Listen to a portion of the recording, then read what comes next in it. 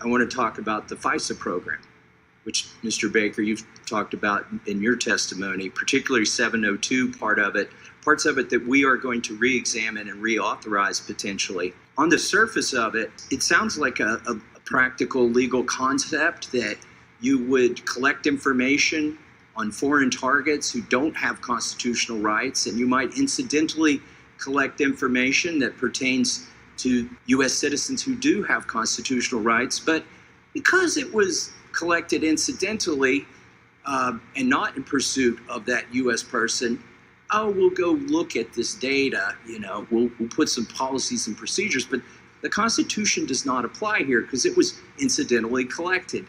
Well, if the incidental collection were small enough, that might be a valid concept. The problem is we've collected millions of exabytes of data. When what you're collecting incidentally becomes the entire universe, I think you might need a warrant to go look at that information. And when the number of searches that is done on U.S. persons by the FBI, I'm not talking about CIA, NSA, we know in 2020 it was over 1 million searches into this phishing, into this database where you don't need a warrant. And then in 2021 it went from 1 million to over 3 million searches. This is problematic, and I hope we look at this going forward. Mr. Baker, you mentioned something in your written testimony I don't think you got a chance to speak about here today. Can you tell us what reverse targeting is and yes. why we might want to be concerned about that? Yes, and it's not well understood, but in a nutshell, here it is. The CIA and the NSA are forbidden to target Americans, as you know. They often, and as you said, the numbers are in vast numbers where they pick up Americans most of the time just by incidental collection, and the Americans are not really doing anything wrong. If they pick up information that an American is breaking the law or is somehow a threat to national security, those other agencies, the CIA and the NSA, are supposed to provide that information to the FBI for appropriate action, and action can be taken on it. But in reverse targeting, which John Brennan, during the Russian collusion thing, acknowledged they were doing, they would target a foreign person who was close to an American they were really interested in. And then when they picked up that information on the Americans, we got it in incidental collection, which that was all phony incidental collection at all. That is another thing that you in the Congress, on both sides of the aisle, can address and correct. You can institute penalties for them pulling this monkey business like that. Mr. Charlie, Professor Charlie, I know we don't have a lot of time, but do you think, and obviously private companies don't infringe the First Amendment until the government tells them to do it. Do you think that Section 230 gave them some comfort that if they did that, that these private companies, if they sort of, when the government suggested to do something, that they did it, that they would have a safe harbor? Well, I do think that Section 230 is becoming increasingly untenable. It was really designed on the premise that these social media companies and other platforms were not in an editing function, that they were simply a forum, a publisher. That's clearly not the case. I mean, we obviously have an extensive censorship system here that is in place. And so the premise of 230, I think, has largely been discarded.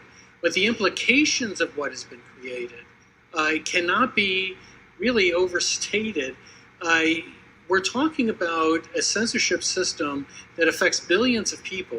And we also have a confirmation in the Twitter files of the United States government pinpointing people who should be censored or suspended. That should trouble people regardless of your party affiliation, whether you want the government in that business. And I think that's worthy of a debate.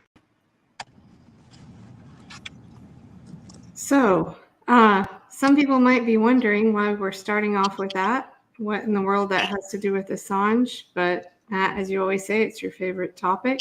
Right. Bringing in the First and Fourth Amendments, and it certainly is a nonpartisan issue. And I think that right there is an illustration of how the transparency is one way. They have full transparency on us, and we don't the other way around. Right. So We'll jump right in. We've got some great candidates here tonight, and I'm just going to go around and let you introduce yourself. And let's see, Andrew, since you're here at the top, we'll start with you. Excuse me. Can y'all hear me okay? Yeah, All good. you're good. It's just a little bit tough for me to hear y'all, but I was in the field artillery and I'm a farmer, so I'm around tractors and lots of guns. And so I'm already half deaf at the age of 40. So, but I'll tell you what, man, I've lived in Oklahoma my whole life. I farm, I run cattle. We homeschool our 3 kids. My wife is a nurse, and I'm kind of, if y'all remember Ron Paul, I'm a Ron Paul guy. So, I want to advance the free market and defend the Constitution.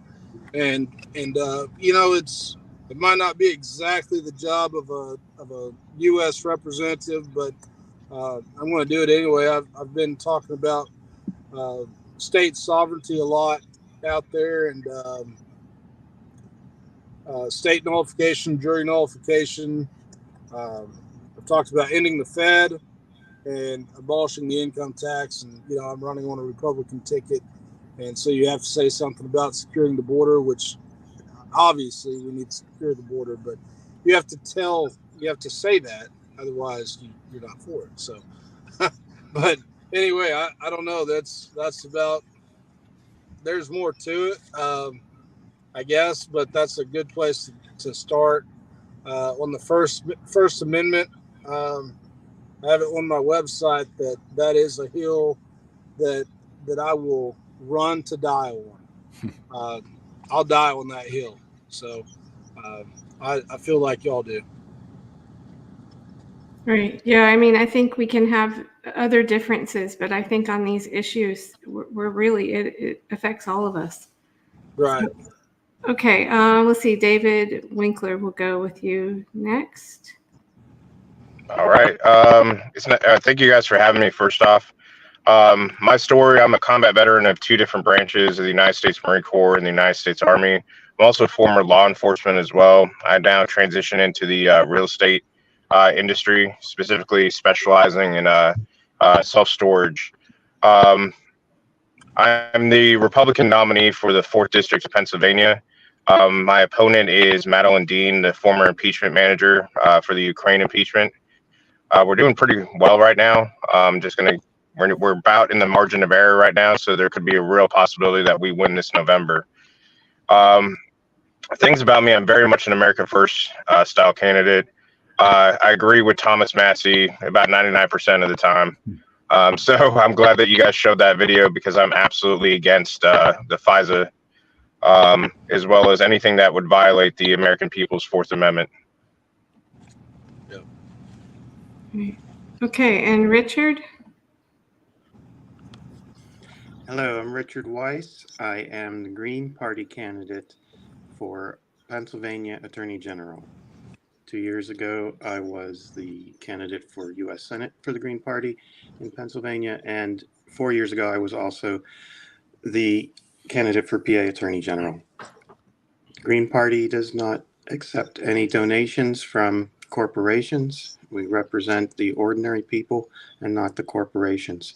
And I'll let you carry on. Go ahead. Okay. Yeah, I'm going to show this. Hold on one sec. Here we go. Oops.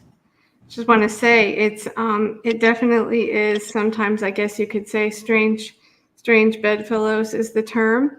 The group of people in Congress that have signed House Resolution 934 are not people you would ever think would even maybe have lunch together. But there it is. So I think there's hope and promise in this. And I think that I think more American people want to see Congress act like grown-ups and try to get stuff done. So again, like I said, we don't have to agree on everything, but I think we can, I hope most reasonable people can agree that we have a right to freedom of speech, and journalism is not a crime, And we also have a right to our privacy, and these mass surveillance bills are just atrocious. So we go, okay. And Matt, I don't know if you want to jump in. I mean, Matt's also a veteran. And if you have anything you want to say. I was in the Marine Corps, and I was a combat engineer. So, Andrew, I understand what, and I know David's probably the same way. Yeah, I'm half deaf, and it only gets worse. But no, I mean, so one of the things I always want to ask about is, as you're out there campaigning, whether it's your first time running or like as Richard is, on your third or fourth time, how do you see this issue, these issues of First and Fourth Amendment, Julian Assange, WikiLeaks, the right of a public to know what its government's doing? How do you see that on the campaign trail? Like when you're talking to people, do you see these things come up in your conversations? And feel free, anyone, just to jump in on that. I mean, I guess I can jump in on that. Oh, go ahead. Who's going? Yeah, go ahead, brother. You're All right, Andrew. You're next to me, so you go. All right, that'll work. Let's see. So maybe I should be ashamed of myself. The issues that I talk about, I'm talking about broad ideas. I don't think I've said Assange's name. I have not brought him up at all. So I'm ashamed of that. I'm sorry. But I have talked to people about our First Amendment and about the hate speech legislation, the protests on campus, the anti-Semitic language bill that went through the House. I think it was a resolution. I'm not sure that it was a bill, but I have talked about that stuff, and I throw out there, even just in our culture, the idea that there's that block button or delete button that you can block somebody that disagrees with you. I see that as a problem. And what I tell people is that the First Amendment didn't just spring out of nothingness. I believe that there was a culture and a respect for an open exchange of ideas where people could get together, disagree, argue, maybe get into a fist fight. I don't know. But then at the end of the day, everybody gets heard and everybody gets to understand where everybody else is coming from. And that's what gave us the First Amendment, is the cultural background. And I'm afraid that we're losing that cultural background. And without that, is our First Amendment going to stay when there's nothing in society that has any kind of respect for it? So I see it as a very, very uphill battle and a huge concern, broadly speaking. Yeah. Well said. Well said, David. Yeah, I think I like some of the sentiments of the gentleman up there. Over here I had to deal with the UPenn encampments. So when I went out there, had to deal with the Jewish community receiving a whole lot of anti-Semitism. But at the same time, I think that once again we have to recognize that the First Amendment doesn't have a hate speech exception, and I'm a free speech absolutist. And so we got a big problem there, because we see it as Thomas Massey alluded to on C-SPAN or whatever you guys just showed there, that there's this need to censor, cancel, if we don't agree with the different exchange of ideas. That happens quite a lot here, guys, especially in Pennsylvania. The far left doesn't like something, they're going to come after it and try to cancel it. And on top of that, we're also dealing with the weaponized DOJ, FBI, all these type of things. And so, yes, Fourth Amendment is absolutely something that I'm talking to people about. As a former law enforcement officer, I do not infringe on those, and I will uphold the due process rights of those who are accused. And what we've been seeing is the weaponization against due process. I've never thought I would see in my life the amount of Sixth Amendment violations as I've seen with J6ers in jail that are currently still in jail. What we saw with Trump. The left is eroding our constitutional rights of due process. Now, in the same when I talk about Assange, not only do I talk about Assange, but I talk about Snowden. I put both of them in the same category, that both of them need to be free to move around and come back to America without fear of charges. Right. I mean, that idea that you started off with, that you don't need to protect speech that people like, right? You need to protect the speech that people don't like. You have And that's the true test of the First Amendment. It's not about speech that you agree with. On how you uphold the First Amendment is respecting the First Amendment when you disagree with the speech that goes on. Right. Exactly. And Richard. Yes, they want to prosecute Assange for basically what Daniel Ellsberg did with the Pentagon Papers. And so this is really strange that Democrats seem to support Daniel Ellsberg when the evidence went against a Republican president. It hurt Nixon. But now they're saying they're against what Daniel Ellsberg did, and they're saying they would put him in jail as well. Now, I also appreciate some aspects of Ron Paul, anti-war, free speech against the Fed. And also there was some hope when Republicans were in office that we would reduce the amount of wars in the world. We could cut back on support for these wars, but that really hasn't happened. So it might take something other than the Democrats or the Republicans, that is, I'm saying the Green Party. So as Attorney General, Pennsylvania, the state of Pennsylvania could potentially bring a case against the federal government saying that this case against Assange is frivolous, it's baseless, and should be dropped. And that's what I recommend. All right. Well, thank you.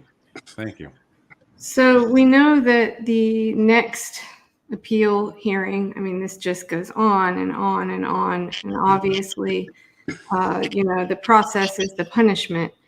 So we've got another appeal hearing on July, is it 8th or 9th? 8th and 9th. 8th and 9th, or 9th and 10th. One of those two. Yeah. And Matt was actually there in London for the last one. Do you want to tell a little bit about that? Just what was the energy like there? I mean, it was hopeful, I guess, more hopeful because he was given the right to appeal. But for a lot of us, it just feels like this is just dragging on forever. I think out of the hundreds of people that were there supporting Julian outside the Royal Courts of Justice, most of us were not hopeful. I think most of us had been following this for so long. We've seen just the miscarriage of justice, the willingness of the British to go along with the Americans, etc. And we were not hopeful. There were a few people who were. Craig Murray was one of them, who rightly saw that because of the pressure that had been put on the British government by the British people, there was no way that the British courts could just so flaccidly go along with the American extradition request, that this would be a humiliation for the British justice system, because the American case was, well, it's so unfounded, but it's also just, it treads so heavily on free speech rights, as well as the fact that the United States essentially wants to hold Julian Assange as an Australian citizen, hold Julian Assange accountable to American law without providing him any of the protections of American law. I mean, so the whole thing, whichever way you looked at it, you just saw vapidity, you saw hypocrisy, you saw danger. And I think the thing about that, though, and I think maybe this point that to get to you all to ask you guys about, because you are in many ways running as outsiders in the sense of, even David, we just lost David. I know David's a Republican, but he's running, it sounds like, in a gerrymandered district. But, as outsiders, the importance of putting pressure on a system that you were trying to change. Now, I don't know, David, did you hear what I had to say there? Mm-hmm. Okay. Yeah. All right. Yeah. So like that's what we saw. That's what I saw. And that's what really the perspective was about why did the courts not go along with the Americans and allow Julian appeal hearing, was because of the political pressure being put on the British government. And so as three guys that are running as outsiders, essentially, your thoughts on that, about the pressures you're trying to put, through your running. And David, go ahead. Yeah, I was going to say that, should we be surprised, right? You're talking about the British and the Americans working together underneath Hillary Clinton back in 2016, 2017. You're talking about a former MI6 agent named Christopher Steele coming out with that Steele dossier, aka which was the Crossfire Hurricane, which would end up being introduced in that same FISA court process to spy on American citizens. I'm not surprised by this. I'm not surprised on how Assange is being treated and how the British and the United States are working together. You're talking to a Republican here that is absolutely going to be looking into that and holding, if Donald Trump does get reelected or elected, then I'm going to be putting pressure on him to get rid of this FISA process or this FISA court, as well as crack down on the intelligence agencies. I think that we've had a problem, and as somebody who served in Iraq and Afghanistan, I've seen these three-letter, secret squirrel types that do whatever they want. We need to rein in the three-letter agencies, and I think that a lot of it is the reason why they're attacking Assange the way that they are, the same way that they attack Snowden, is to protect the DC bureaucracy, or that the elites up there in DC. We need to expose that. I think the American people need transparency, finally, to see what's been going on for the whole 21 plus years of conflict. I have absolutely no problem with Assange releasing what he did on people like Chelsea Manning. Chelsea Manning is a problem, and he should have been exposed. And that was pure journalism, and I agree with it 100%. All right. Andrew or Richard? I'll go last. Go ahead. Okay. Yes, as outsiders, we are helping to throw ourselves upon the gears of the machine to try to stop it. We're bringing awareness of these issues. People are wondering, why haven't they heard about Julian Assange? And then now there's the issue of Gaza, which I think is now bringing many people more politically aware, and they might be wondering, why aren't we hearing more about this? Why are we finding this out through social media, through TikTok, and we don't hear anything other than the official line through the television, through the mainstream media? So everyone, I hope, is learning to appreciate that we need free speech, and that this case against Assange is an attack on free speech. And if they continue, it's going to harm free speech worldwide. It's going to harm free speech here in Pennsylvania. It's going to harm free speech throughout the United States. We're never going to learn the truth of what's going on if we do not allow the publication of leaks, of whistleblowers, of crimes committed by our own government. We have a right to learn these things. Right on. And I appreciate the Mario Savio reference there, Richard. And okay, Andrew. Yeah, so, maybe it's different. I live out here in Oklahoma. It could be, you wouldn't know it from our representative. The incumbent is Tom Cole, and he's like Lindsey Graham, except he doesn't run his mouth as much, but he votes just like him. And so we this is one of probably the most conservative districts in the country, and we're represented by Tom Cole. In either case, it is a challenge to message it, because people do throw up a wall and they stop listening. They don't want to, they're like, okay, whatever, go, they kind of write you off. So you have to figure out a way to couch it in terms that they can understand. And I guess maybe this is post hoc, but perhaps that's why I'm doing it the way I'm doing it, is build on the principles, and then you have those principles laid out and established, and later on they're going to come back across the Julian Assange case in the news, and maybe they'll think back to those principles and be like, oh, wait a second, what's actually going on here? Um, you know, I don't know if I can kind of go afield, but like with the defense spending, talking to Republicans in a primary, we have two major military installations in the district. You can't come out and say, hey, we need to cut defense spending. That's not going to fly. What you have to talk like is to say, um, remember back in the old days when our military was lean and it was efficient and it was cost effective, and we need to return to that back when we weren't spending $50 on a quarter-inch bolt, and is there a little bit of there might be a little bit of license there, I suppose, because the government's never really been efficient, but you get them to think in those terms, and it's like, yeah, you know what? Maybe we could cut defense spending by 20 or 30%. And fortunately, I'm a veteran, so that makes me knowledgeable somehow, which that's not true. You know what I mean? It's not like being in the Army for 2 years. I wasn't in requisitions and I didn't purchase stuff, but people somehow give me this latitude that I don't feel like I'm entitled to, but I'll take it, I guess. So. Yeah, well, I mean, you're right. You start talking about cutting people's jobs. If that's what's in your district, that's pretty scary. After I met Bruce Gagnon, Matt, at one of the events here in Chapel Hill, I got this book. Oh yeah, from Joan. Yeah. And I haven't read it all, but I mean, she's got a lot of great info in here, including maps.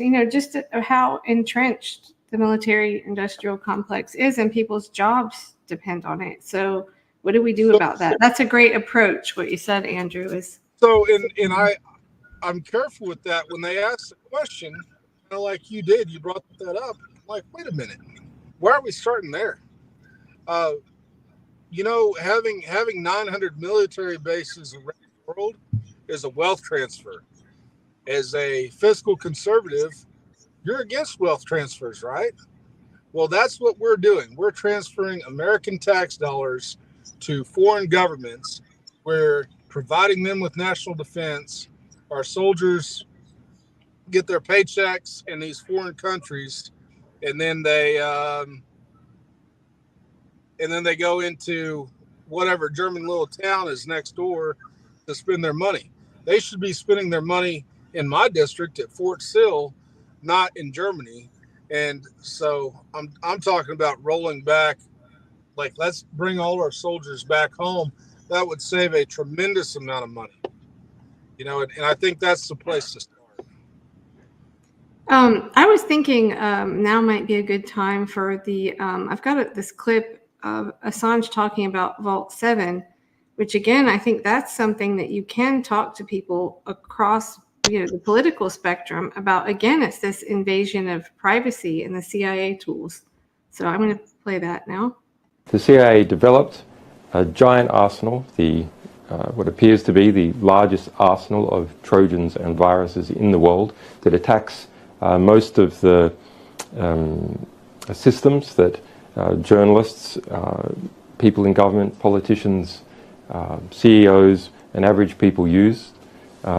Didn't secure it, lost control of it, and then appears to have covered up that fact.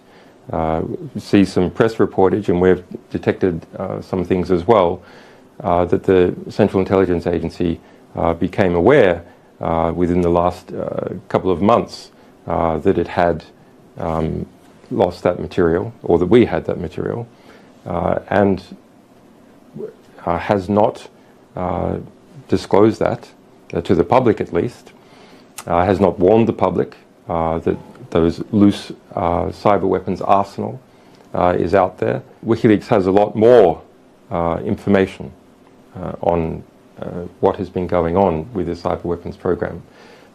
And so I want to announce today that after considering what we think is the best way to proceed, and hearing these calls from some of the manufacturers, we have decided to work with them to give them some exclusive access to the additional technical details we have, so that fixes can be developed and pushed out so people can be secured. And then once this material is effectively disarmed by us, by removing critical components, we will publish additional details about what has been occurring. And so the guy that, the leaker, is it Joshua Schulte, Matt? Yeah. Is that right? Yeah. Yeah, I forget how many years he's locked up for now. But I know either 35 or 45 he got. I can't remember off the top of my head. But, one of the things that oh, go ahead, Kelly. Oh, no, I was just going to say, I remember that just shocked me from that case was that they were basically saying they were going to criminalize the use of a VPN, even, for example, was looked at as evidence of criminality, that you're hiding something. And that just, I don't know, that was just shocking to me. Right. They've been doing that. They've been doing that more often, using just regular tools that people use every day, just as a way to say, hey, you must have been doing something wrong, or what were you trying to hide, or at the very least trying to provide that degree of implication to the jury that if this guy was honest, he wouldn't have been covering his tracks. When people use VPNs all day, people use VPNs to watch football for free, right? Get around the NFL rules on watching football. But, again, getting back to this thing about outsiders and this guy, like, what type of trepidation does all this give you guys? I mean, I know it inspires your campaigns, but does it give you any pause to know that this type of information? I mean, what Julian was just talking about there, that clip is from 2017, I believe. And so the information that was leaked then in the Vault 7 was at least a year or two old. I mean, so you're talking about technology. It was 7 or 8 years old now, so what's available, not just to the government, but what's available on commercial levels, that your opponents can use, particularly very well financed components. So does this type of stuff give you guys any pause when you speak out, when you campaign? Not at all. So, I mean, once again, I mean, you're dealing with, Marine infantry, went over the Army, dealt with artillery. I tell people out here in the district, they got the wrong one, in the sense where I'm not afraid of these people. I believe that the system of government needs to work for the people. And here's my problem once again. This comes down to a lack of oversight from Congress. I was at least happy to see them hold Merrick Garland in contempt. We need to start holding other people in the contempt, using that oversight committee correctly, as well as that judiciary. And grow a pair and get after some of these people. There's some bad actors up there in DC. And this once again comes down to the weaponization of our government agencies against people who whistleblow. We were watching that with, they tried it with Taibbi, with the Twitter files. We've seen it with other forms of things. This is very scary. And so this actually just enables me to go out amongst the community and say, look, you need a fighter in Congress that has no problem standing up against the machine and saying, hey, we're going to do the right thing here. Now, who I surround myself up there while I'm in DC, I'm going to bring, some former friends of mine that are JSOC to be around me. So, they're not going to try to JFK me.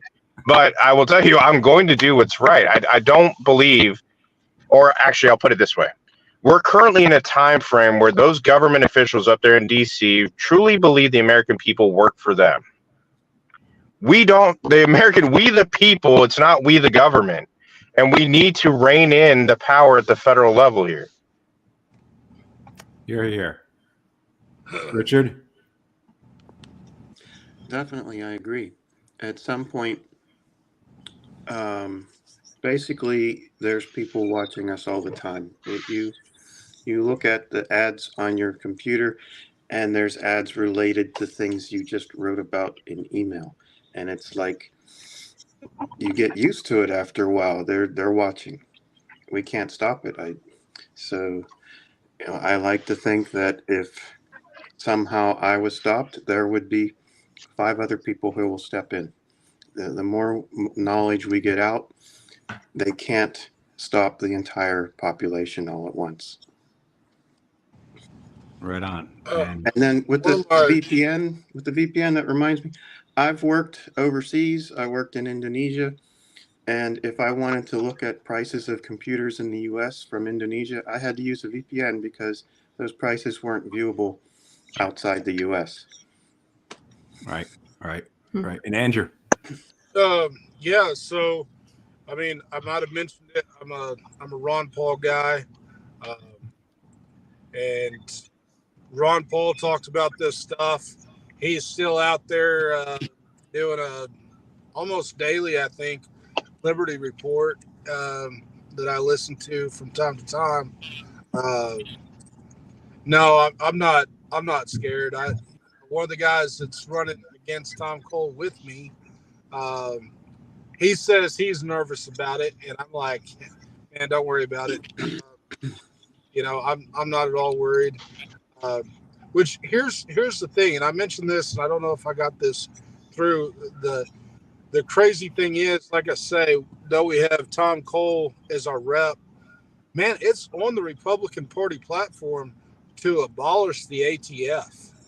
I was on the platform committee here in Oklahoma, and the platform committee approved adding on to the list, OSHA and Department of Education and so on. We actually added on the CIA and the FBI. So it didn't, when we went to our state convention, there was a lot of shenanigans and we didn't have time to get to the platform, sadly, but I think that the Oklahoma Republican Party is on board with this. This isn't wild, wild-eyed libertarian stuff anymore. This is getting to be mainstream Oklahoma Republican values, as it were. Well, I'd like to think that, you guys, we've got a Green and 2 Republicans here. I would like to think that there's room to work together somehow, on some of these issues. I mean, obviously, this is a huge country. I mean, Brooklyn is so different than Oklahoma. You're not going to have people that agree on everything. It's impossible. So I just think we have to find those areas that, that are civil liberties, especially where people can agree and start to try to work together. I want to bring it back to the Assange case for a minute. Matt, I've always got to play a Meltzer clip, but right. It's a different one. Okay. So Nils Meltzer is the former UN Special Rapporteur on Torture, and he's basically, I was just always glued to everything he said because he seemed to have this insight of like what was coming like way down the road. And so this clip, I don't think I played it before. He's basically talking about how this appeal process is playing out now. He was describing it, and I think this clip is 2 years old. Sorry, from Randy Credico's Assange Countdown to Freedom. This has never been about the law. This has been a plot, and in my book I call it the appeals stage of this case, playing out the plot. I hope I'm wrong, but I do not expect the law to be applied here because there's no way, as I said, that he could be extradited legally. And I think it's very important to be aware that this is a very professional team of lawyers on the US side. They know exactly what they're doing and at what instance they need the UK system to say yes to extradition. It's the last instance, not the first one. Well, you seem to be telling us that there is no way that Julian is going to see his children outside prison, that this is going to happen. That's the way you can't escape that inference from what you're saying. Obviously, I hope I'm not right with all of my assessments, but I fear that I am. And that the only possibility is for his legal team to cross appeal. and in each cross appeal, at each instance, to bring along all those questions of press freedom and political offense and so on that has not been appealed by the US. So they cross appeal just to make sure that at each instance this is still being discussed. And then if they lose at the end with the Supreme Court, Assange's legal team, they can still appeal to the Human Rights Court in Strasbourg. And there, if they have to debate political offense and surveillance and all of these things, there is no way, I think, in my assessment, that the European Court of Human Rights would allow his extradition. I think that's where the actual, biggest chance is in the legal system that he might not be extradited.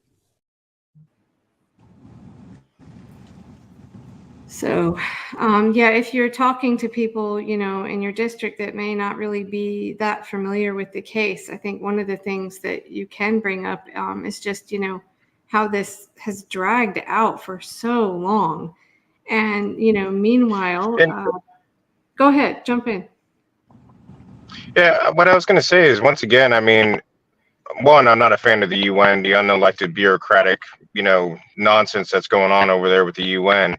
Secondly, though, I still think that our best chance to help out Assange or Snowden or whatever is a Donald Trump presidency.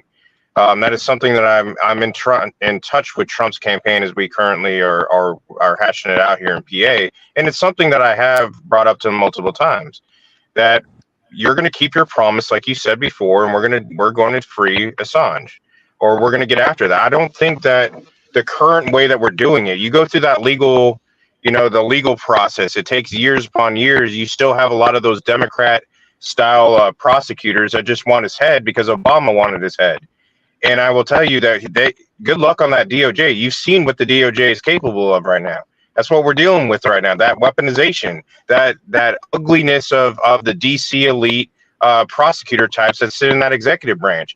As you can currently see too, the legislative branch has a very hard time of having oversight over what people like Merrick Garland, Christopher Wray, you saw it in the past in 2016, 2017 with Comey and everybody else. So I think the best chance is say, hey, President Trump, absolutely move to free Assange. And I think that's the best chance, is having the president of the United States do that.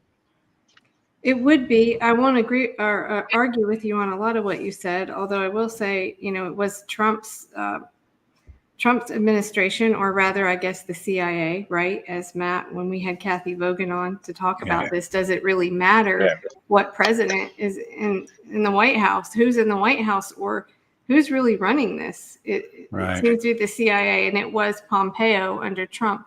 And I know that when he was at the Libertarian Convention just recently, Gabriel Shipton, Assange's brother, was in the front row, and I think was hoping that he would say something. So I think, I don't know. It certainly was disappointing to me that he did not pardon him. I don't know. You guys probably know. Definitely, Oh, go ahead. Go ahead, Andrew. Well, look, hey, wonderful if Trump pardons him or exonerates him, however it happens. But and again, here's why. Again, it might be post hoc on my part, but this is why the principles themselves have to be hammered. Is that we shouldn't be relying on a president to pardon Assange. Assange didn't do anything wrong. He exercised his First Amendment, and that's all he did. So man, there's just a huge problem there. And if we're hoping that I guess the idea is that it's not remedied by Trump granting a pardon. Yeah, it solves Assange's problems, but what about the next guy? Exactly. Right. And Richard, I do agree with the comments. Real quick, I do agree with the comments as well of looking at tightening down the legal language of the Espionage Act to make sure that you have whistleblower protections in there, and making it very hard for the executive function, more of the DOJ, to attack whistleblowers. I also believe that the inspector generals need to get involved in this as well, and something we can we can definitely push up to Inspector General to say, hey, what is really going on there? Because that's really what it is. This is just a whistleblower case. I don't see this wiki or as a leak. In some cases, I do disagree with leaks going out certain ways, but in this case, this wasn't anything that I see or saw that needed to be prosecuted. Now, I think this, as I said, I think this has deeper ties to protecting Obama's administration. So that's just me, and I think that we can deep dive into there. If you guys get me elected, I have no problem looking into it. So I've got a question for you, if it's okay. Just my thoughts. I would just scrap the entire Espionage Act. Is there something in there that's worth keeping? Yeah, because then you can get rid of Eric Swalwell, who's been sitting up on there right now on those, the certain committees and attacking Donald Trump when he was sleeping with a Chinese spy and giving her all sorts of information while sitting on an intel committee. Well, something interesting about the Espionage Act, I'll just shift gears a little here. When in my time working on Assange Countdown to Freedom, I got to meet a lot of great authors and whistleblowers. And one of my favorite that I worked on was a 2-part series with the author Adam Hawkshield. And he wrote a book called American Midnight. And if you go to YouTube, Randy Credico's Live on the Fly, you can find it. I did extensive photos and stuff. So it's not too boring to watch as well. But he's talking about 1917 and that whole era when the Espionage Act was first really used against anybody that was against the war. And it's quite scary, but it also was really eye-opening to me because it was like, this is just like rinse and repeat. This is the same stuff over and over again that happened back then is happening now. I mean, there was a guy, Goldstein, I believe was his last name, just for making a movie, Spirit of 76, was, charged with espionage. So it's really fascinating stuff. And I think that book was a #1 bestseller.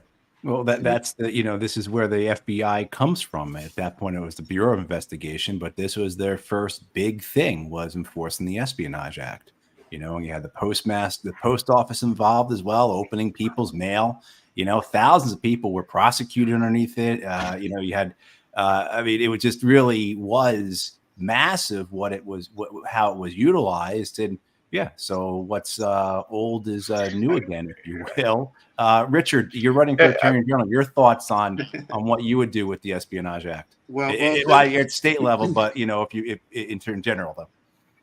Since I'm a Green, I have to give a plug for Jill Stein to be president. I think we would have the best chance with Jill Stein as president. When Trump was president before, there was hope. I mean, the one thing I hoped he would do is improve foreign policy. He said he wanted to get out of Syria, get out of Afghanistan, and he never did it. Right. I also agree with cutting back on the military. What do we need 900 bases for? At a minimum, go back to the bases we had in 2001. And I suggest more than that, go back further, cut back more. The U.S. spends as much as the next 10 countries on defense, and we don't need to. I don't think we need to give money to Ukraine, to Israel, or to NATO. The Europeans, they have money. They can defend themselves. So the Espionage Act, I really haven't studied it in detail. I think it is a valid idea to maybe just scrap the whole thing and start over. We can make a whole new Espionage Act, definitely, with protections for whistleblowers. That's a good idea.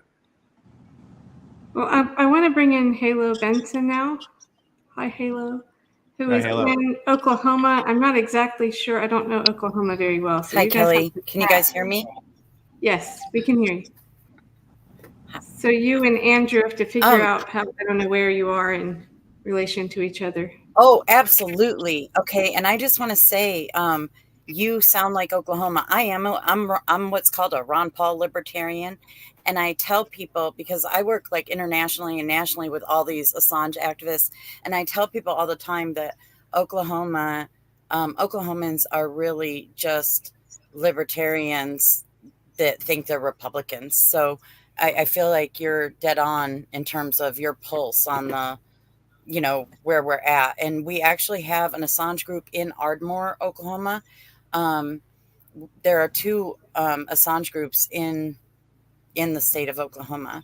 Um, and if you're amenable, I would love to hook you up with, somebody that maybe can come to one of your events, and we can bring maybe some Assange posters and some stuff like that. And I'm also extending that to both of you. I'm happy to send you maybe if you can put up like a little table at any event you're having, and have some literature where people can come by and look, and so that they can understand that this is a First Amendment thing. And the thing with Julian, the best part with Julian is that this is not a partisan issue.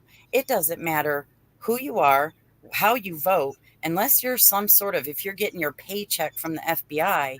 This is a very clear and cut, even more than a whistleblower case, because this is journalism. Like, that's non-negotiable. It's part of our First Amendment, plain and simple. I have a right to this information, especially given that it's, mostly contained information, no matter what country we're in, of what our government is doing with my tax dollars, period. And of course, me being a libertarian, I think taxation is theft anyway. So, Right. but there's a really large movement throughout the United States to free Assange.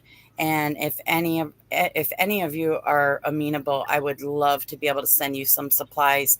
And if you are in a place where we have a supporter or a group, to have them maybe at your rallies or whatever events you have, kind of handing out literature. And and then I'm actually pressuring the people that, we have this massive postcard campaign throughout the whole United States. Every representative and senator has had literally hundreds of postcards from constituents all over the country pressuring them about Assange. So in terms of, like what you said, Andrew, about teaching people the fundamentals, one of the reasons that support has grown so quickly for Assange over the years is because as soon as you tell somebody, well, there's a journalist and he's in prison because of publishing something, in Oklahoma, they immediately go, oh, that we have a First Amendment. You can't do that.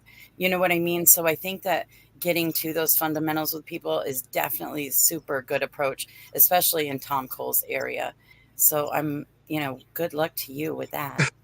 So are you registered as a libertarian? I'm registered independent. Oh shucks. So But I'm not in your district anyway. I'm in Frank Lucas's district. I'll be voting for whoever runs against him. well, hang on, wait a second. I thought you were in Ardmore. No, I have a group in Ardmore. We actually Oh, have a whole another group in Ardmore, gotcha. and Okay. I think that they're registered independent too. So I don't really know though. When I found out you were going to be on the show, I messaged the head of that group today. So if you want to like get my contact info from Kelly, and I wish all of you would, um, and I can hook you up with, her name is Darshell. You'll love her.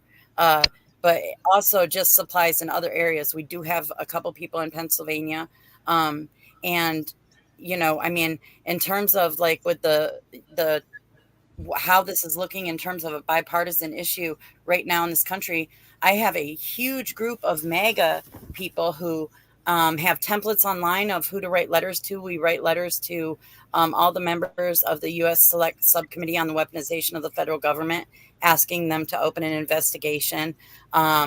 We send, postcards to representatives, stuff like that. And I have this huge group of MAGA supporters that I've been working with for about 6 or 7 months now, and they're like super helpful. And then I also have this People for Kennedy group that is doing all these phone calling things for me to help free Julian. So like it's this one thing that it doesn't matter. It doesn't matter what party you're with. This is literally the very foundation of what our country is built on. We have a First Amendment, our Second Amendment, which I'm a diehard about. Our Second Amendment is so that we can defend our First Amendment, period. And so I really appreciate y'all being on board to, standing up for Julian, and please get my contact info from Kelly, and I can send you some stuff and maybe even a couple people to help, at your events or whatever. Yeah, and we've had a couple different, in Colorado and Ohio, Misty Winston went to Michael Harbaugh's campaign kickoff. And so, you lost audio? I can't hear. I can't hear y'all. I don't know if y'all can hear me. We can hear you. We can hear you. Okay, y'all can hear me. We're kind of at the bottom of the hour. Yes, pass my number along. I did get your text, Kelly. The answer is yes. But I got to tell y'all, number one, for a long time, I was Republican. I went and I got sick and tired of, people like Lindsey Graham and Marco Rubio just being liars, really. And so I went and joined the Libertarian Party. And here in the last about six or 8 months, I've run into some Republicans. They showed me the state platform. I'm like, yeah, look, the Republican platform for Oklahoma talks about abolishing the income tax and auditing the Federal Reserve. And I mean, what's the point of being a libertarian except to do those things? So I'm like, yeah, let's go. So I switched back to Republican. I'm running against Tom Cole, and the election is this coming Tuesday. So I'm still happy to come on and talk and connect.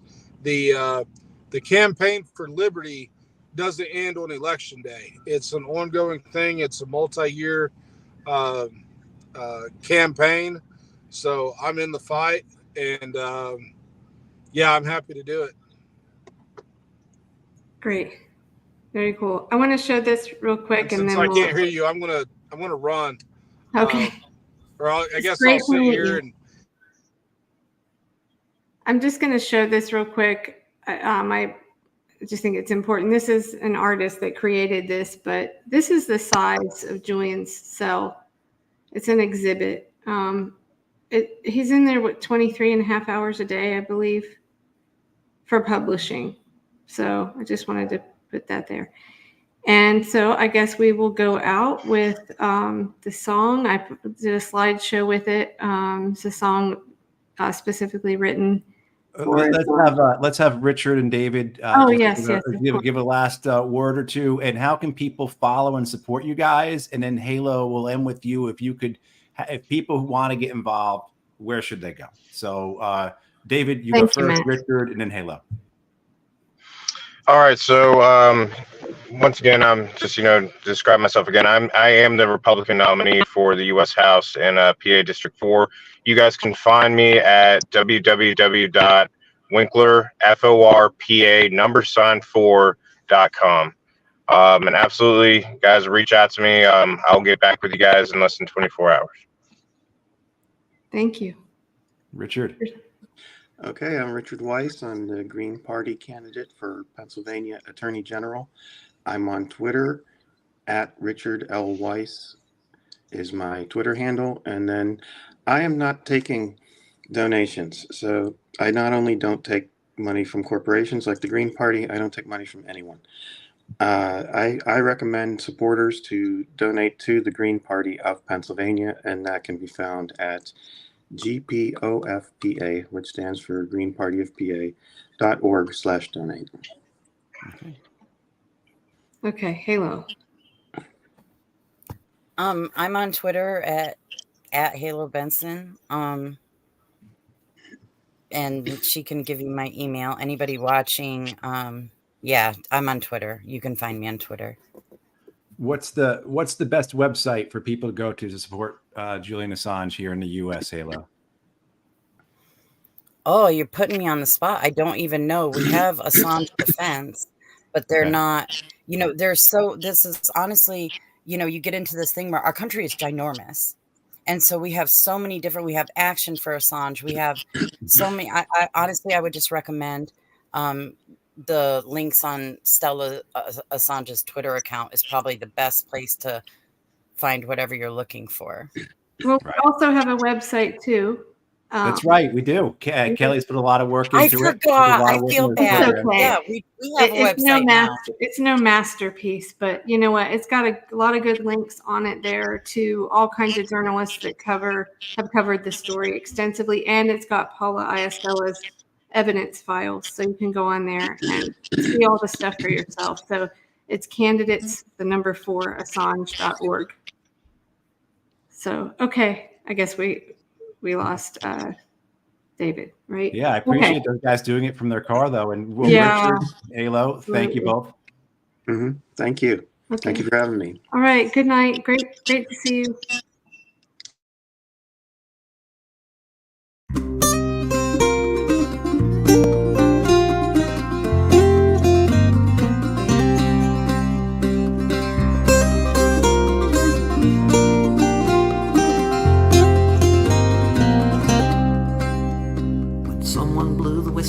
Back in 2006 was a matter of a password and a couple of clicks to safely send files and protect the source while sharing all the important bits, of course. With a database that's searchable all around the earth that exposed the rich and powerful, showed us what they're worth, showed us the corrupt ways they run affairs. From Iceland to the Indies to almost everywhere, making clothes transparent on emperors all round, everywhere that whistleblowers are to be found. WikiLeaks was too effective, it had to be beaten out. Let there be no doubt. Now they want to kill the messenger while most of us stand by, just waiting for this prisoner to die. Ellsberg blew the whistle on war crimes. He called out for someone to step up this time. With WikiLeaks' assistance, when Chelsea Manning did on torture and mass murder, she blew the lid. And the war on WikiLeaks went into overdrive as the authorities tried hard to make sure it couldn't survive. Now they want to kill the messenger while most of us stand by, just waiting for this prisoner to die. With charges plucked from history, the Espionage Act is being used against Assange under the Extradition Pact. Not just Republican war criminals, but Democrats too had it out for him now, for telling what he knew. When the DNC rigged the race, got Clinton the nomination, put Sanders in his place. Now they want to kill the messenger while most of us stand by, just waiting for this prisoner to die. Now they'll call him a foreign agent, say he should be shot. They'll call him a narcissist, whatever defamation they got. They'll say he's not a journalist, unlike the ones in Moscow, reporting on the criminals that we allow reporters to report on. We give them the Nobel, while this Australian is caged and sent to hell. Now they want to kill the messenger while most of us stand by, just waiting for this prisoner to die. Now they want to kill the messenger while most of us stand by, just waiting for this prisoner